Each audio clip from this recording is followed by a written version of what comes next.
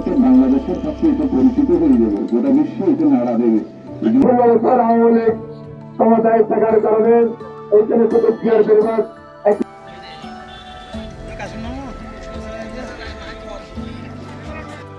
পরিমাণ আমাদের চেয়ারম্যান মহোদয় আজকে বড় একটা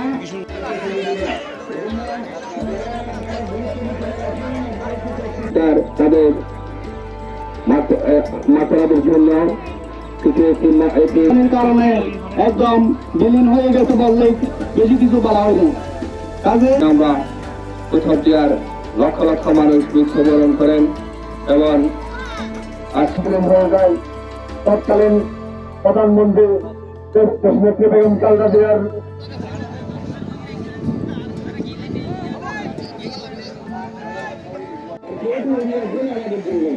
আমরা আমাদের দাবি নিয়ে